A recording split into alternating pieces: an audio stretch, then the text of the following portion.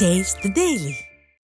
சென்னை பட்டினப்பாக்கம் ஸ்ரீனிவாசபுரம் குடிசை மாற்று வாரிய குடியிருப்பில் 3வது மாடியின் பால்கனி இடிந்து விழுந்ததில் ஒருவர் காயமடைந்தார். ஸ்ரீனிவாசபுரத்தில் பல ஆண்டுகளுக்கு முன்பு கட்டப்பட்ட குடிசை மாற்று வாரிய குடியிருப்பு கட்டிடம் மிகவும் சேதமடைந்து இடியும் நிலையில் உள்ளது. இதனால் இப்பகுதி மக்கள் தங்களுக்கு மாற்று குடியிருப்புகள் வேண்டுமென பலமுறை கோரிக்கை வைத்தும் இதுவரை திறனற்ற திமுக அரசு நடவடிக்கை எடுக்கவில்லை என அப்பகுதி மக்கள் குற்றம் சாட்டியுள்ளனர். இந்த நிலையில் தற்போது 3வது மாடியின் பால்கனி திடீரென இடிந்து விழுந்துள்ளது. இதில் மோகன் என்பவர் நல்வாய்ப்பாக சிறு காயங்களுடன் உயிர் தப்பினார். இதையடுத்து அக்கம் பக்கத்தினர் அவரை மீட்டு மருத்துவமனைக்கு அனுப்பி வைத்த நிலையில் குடியிருப்பில் இருந்த மக்கள் வெளியேற்றப்பட்டனர். திறனற்ற திமுக அரசு மக்கள் நலனில் அக்கறை இல்லாமல் செயல்படுவதால் மக்களின் பாதுகாப்பு கேள்விக்குறியாகியுள்ளதாக பொதுமக்கள் குற்றம் சாட்டியுள்ளனர்.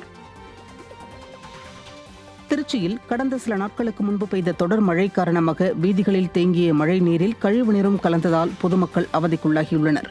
கிராப்பட்டி, அன்புநகர், உறையூர், லிங்கா நகர், ஹெல்த் காலனி உள்ளிட்ட பகுதிகளில் சூழ்ந்துள்ள மழைநீர் இதுவரை அகற்றப்படவில்லை என பொதுமக்கள் குற்றம் சாட்டியுள்ளனர். அன்பு நகரில் உள்ள வீடுகளுக்குள் மழை நீருடன் கழிவுநீர் புகுந்துள்ளதால் குழந்தைகளுடன் அவதிப்பட்டு வருவதாக பொதுமக்கள் தெரிவித்தனர். மழை பெய்து 10 நாட்களுக்கு மேலாகியும் வீதிகளில் தேங்கிய மழை நீரில் கழிவுநீரும் கலந்துள்ளதால் துர்நாற்றம் வீசுவதாகவும் இதனால் தொற்றுநோய் ஏற்பட வாய்ப்புள்ளதாகவும் பொதுமக்கள் தெரிவித்தனர்.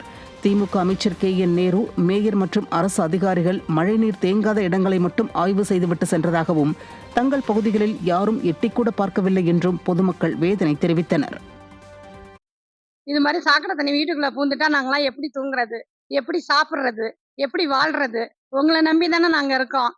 எல்லாம் பாக்குறாங்க, இந்த தெருவை விட்டுறாங்க. இது ஹெல்த் காலனி மாதிரியே தெரியல, இது சாக்கடை தெருவு மாதிரி ஆயிடுச்சு. இப்ப பாருங்க, இதுல பாத்தீங்கன்னா சாக்கடை தண்ணி எல்லாம் தேங்கி நிக்குது. இதுல எது சாக்கடை எது ரோடுன்னே தெரிய மாட்டேங்குது. எங்களுக்கு பாத்தீங்கன்னா பைப்பு முறையா பராமரிக்கிறதே கிடையாது. ஒரு நாள் தண்ணி வருது, ஒரு நாள் தண்ணி வர மாட்டேங்குது. எது யாரை பிடிக்கிறது, ரோடை மறைக்கிறதா, எங்களுக்கு அந்த வாழ்வாதாரம் கூட எனக்கு தெரியல. யாரை சம்மந்தப்பட்ட அதிகாரிகள் வந்து பார்த்து நடவடிக்கை எடுத்தாங்கன்னா கொஞ்சம் நல்லா இருக்கும். போன வாரத்துல இருந்து மழை பெஞ்சதுல சாக்கடை தண்ணி ஏறி நிற்கிது. இது வரைக்கும் எந்த அமைச்சருமோ யாருமோ வந்து இங்க விசிட் பண்ணல. எல்லாமே இடமலைப்பட்டி புதூர்ல தண்ணி ஏறாத ஏரியாத்துல தான் பார்த்துட்டு இருக்காங்களே தவிர இந்த ஏரியாவுக்கு என்ன நிலைமைன்னு இது வரைக்கும் பார்க்கவே இல்லை.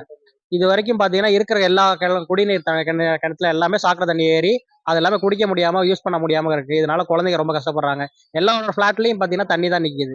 அது எந்த இதுனா மழை தண்ணி கிடையாது, எல்லாமே சாக்கடை தண்ணி ஏறி யாராலையுமே வெளியே வர முடியாம பால் கொடுக்க முடியாம அப்படின்னு இருக்கு. இது 3 ஏரியா தண்ணி சாக்கடை தண்ணி நேரம் வந்து எங்க ஏரியால வந்து நிற்குது.